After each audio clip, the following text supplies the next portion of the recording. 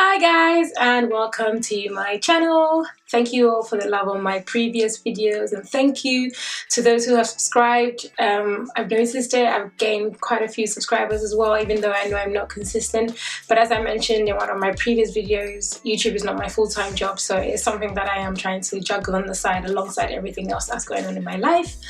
But thank you so much for understanding, and thank you to all my old subscribers and my new subscribers. I just thought to myself today, I haven't done a video in a while, and it'd be good to come back with maybe a little bit of a chit chat, like an update on how I'm getting on, and what I've been up to, you know, just to keep everyone sort of in the loop. I'm still alive. I am active on Instagram. In terms of like just posting on my story and stuff like that. I've been doing a lot of reading. I'll tell you a lot more as I go on in the video. So I'm sort of, you know, learning a lot about myself, a lot about everything else as well. So I've been active on my Instagram, not as much on my Snapchat, unfortunately. I'm not gonna lie, it's so difficult for me to be active like everywhere. It's just, I don't know, I just feel, and certain things as well that goes on in my life, I not really want to share because I'm just like, you know what, it's a personal thing for me, and trying to set the boundaries in what I can allow people into my life with and stuff like that as well. But yeah, I just thought I'd come back with a quick chit chat. So grab a tea or a coffee. I've got myself a lovely green chai. So I'm gonna hold that while I chat and have a good conversation. I'm not sure how I'm going to go with this, but hopefully I can sort of organise it as I go along. So it's literally a month now since I've been in Amsterdam working. As I mentioned in my last one video, I think, I'm on secondment. So I've been sort of given the opportunity to come over to the Netherlands because my company that I work for is a global company, and I've been given the opportunity to come over and experience what it's like to work in my field overseas, basically, which is a great opportunity, and I'm grateful for it. So I've been 1 month now into it, and it's been interesting. It's been really, really interesting. For those of you who followed my journey as well, you would know that I am studying to become a fully qualified chartered secretariat.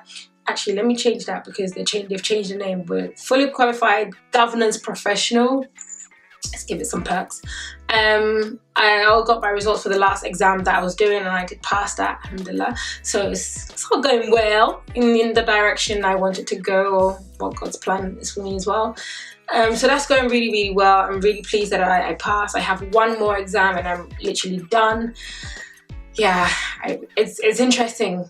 It's really, really interesting to think that I could be done. I couldn't see that 3 years ago, so it's something I'm very proud of, and it's an achievement as well.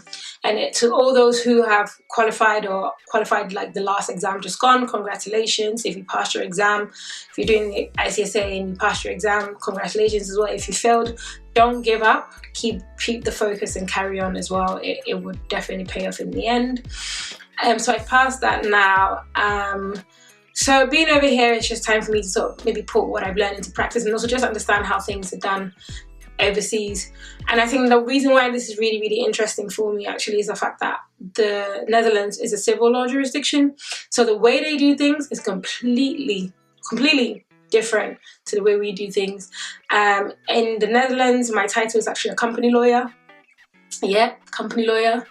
In the UK, obviously, you have to go to law school and LPC and all that before you actually even get there. Over here, it's a different ballgame altogether. So that was one thing that really interested me, because I was like, wow, like, I'm not saying you don't have to do much, but it's just like, wow, like you make that journey really quickly, whereas in the UK it's a lot more, you know, longer. I mean, if you study law, I'm also talking from my perspective, from a corporate law perspective, so I'm not just talking about just any type of law.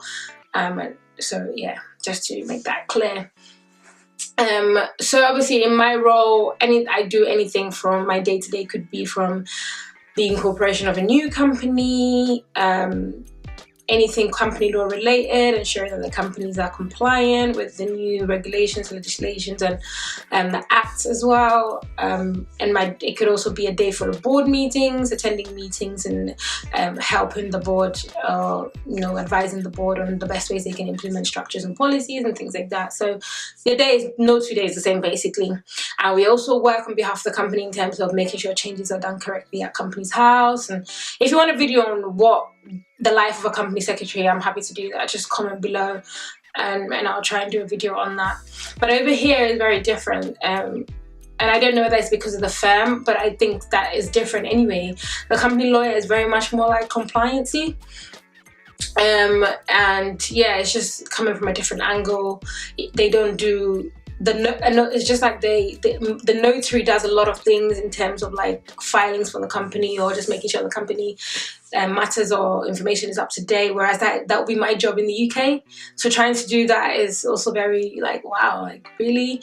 But then what I'm learning a lot is actually being able to like sort of see through the lines in documents, because what I also think that as a good company secretary is being able to have attention to detail and spot things within a document. So being able to sort of, you know, question a few things that maybe if a lawyer sends to you, you're like, okay, you know what, so what's the document here, what agreement is in place for this, how you can do, you know, so questions like that are really, really important, which I'm picking up over here due to the compliance background that they have. They do have to ask a lot of questions. I am also asking a lot of questions as well, but they love me for it, I hope. So yeah, that's really, really different. In the UK, we go according to the Companies Act 2006, together with other various legal legislation in place in regards to company law. Over here, they use the Dutch civil law code or civil code, something like that. But yeah, so it's again completely different. In the UK, we are common law jurisdictions, which means that we follow case law. We do have statutory in place, but we do follow case law a lot. But over here is civil law, which means that what is written is written. So again, it's just really interesting. Also learning about compliance, which I think is a very important thing, especially with the new GDPR law coming out, which is data protection. And also I've heard a lot in the news recently as well about how they were trying to protect children. So I'm pretty sure new legislation will come out in regards to that. Companies would have to tighten their company law. Yeah, all this new stuff that is coming in as well. So and then we also in 2016, if you're in the child secretarial field or the governance field, you would know that we had to sort of go through a process of trying to find who the person of significant interest and influence is in a company. There's been implemented over here, so I'm actually having a little bit of a say in terms of what they do, sort of relying on my expertise, which is really good because I'm being given the autonomy to try and train somebody, not train somebody, or teach somebody something, which is really good because it makes me think, you know what, actually what I've been studying or doing in the UK, do I actually know what I'm doing? So that's really, really interesting. So working in a different civil law, like in a different jurisdiction, which is civil law jurisdiction, it is very different, very, very different. But it's an opportunity that I'm very grateful that I've been able to see. I have been asking myself, would I want to work in a civil law jurisdiction? Ooh, I don't know. You know, I asked myself because I studied in the UK and I'm actually quite used to common law. I'm not saying that I don't want change. I mean, the beauty of my qualification is the fact that it's internationally recognized in other common law jurisdictions. I'm not sure about civil law jurisdiction because over here there's a different thing. As I said, my title over here is a company lawyer. But I would probably move to probably a jurisdiction that also does common law, even though yeah, it's good. But I don't know, it's still early to say. It's only 1 month anyway, but it's exciting. So what else have I been up to? Been exploring a lot. Being on secondment by myself means that I have to sort of be on my own a lot. I have to plan my trips myself, or I have to explore and take pictures or do whatever I want to do all by myself. I have time alone. And it's made me like learn a lot of things, both professionally and personally. A lot of things that, some of them very intimate and very private, but some of them that I can share is the fact that I didn't realize that, in as much as I like to think that I'm quite independent, I actually do heavily rely on what other people are doing, which means that if my friends don't want to go somewhere, I'm not going either. Whereas over here, I'm like, mate, you know, I have to eat. Who am I going to go with? I've got to go with myself. So, and if I want to explore a new, like I went out today, I went out for breakfast, and I just had to sit by myself and have breakfast because I don't have no friends. And it's made me realize, it's made me become very confident in myself actually. I mean, people who know me would say, oh, you're confident anyway, but it's just made me think, you know what, actually, I can do stuff like that on my own. And it is something that I want to implement into my day-to-day when I also get back to the UK. Or like the weekends, if I have nothing to do, probably just go out for a walk or just go explore or check out something new. Being here by myself also means that I'm obviously in a completely different country, and fair enough, I might have family over here, but it also means that I have to lean on my own understanding. I think that's the best way for me to put it. To lean on my own understanding in doing things that I want to do. And also, it's in a way that I'm so confident and I have my colleagues and everything. It's giving me the confidence knowing that I want to travel on my own as well. I want to sort of be intimate with myself. Because I have actually been intimate with myself, where it's just like, you have to like, you know, understand things for yourself, being on my own. I remember watching a girl on YouTube, actually. She hasn't been posting videos lately, but Abigail Kwache, go check her out. Her videos are amazing. And she actually talked about being on your own. And I remember there was a time where she made a video about how people, where people go to the cinema on their own, go for dinner on their own. I was just sitting there thinking, boy, I'm not sure if I can go for dinner on my own, you know, like, that's a lot. But yeah, didn't realize that my battery died. So it wasn't filming. It's annoying because I actually talked all the way to the end. But what I was saying was, yeah, so I have to do things like that on my own. I have to just eat on my own, explore on my own, be in my own thoughts, which is really, really good. And it's teaching me, I think I've grown a lot. I think personally, I've become more confident, you know, just being able to understand that I have to take this tram here, get off here, connect here. And yeah, it's really, really like interesting and really good. And if you get the opportunity to travel or do something abroad, I would say definitely take it. I was very, very, very, very, very nervous and anxious when I got given the opportunity. One that probably, if fear had gotten the best of me, would have probably, you know, been a different case. But I'm glad that I stood the test of time and still went with it. I didn't show it much, but yes, I was very nervous. Like really nervous. So yeah, but I'm really grateful now. I just feel like I'm growing a lot, I'm understanding a lot, which is really good. Another thing as well is, maybe I can talk about actually some of the different things I've figured out or noticed between the Dutch and the UK.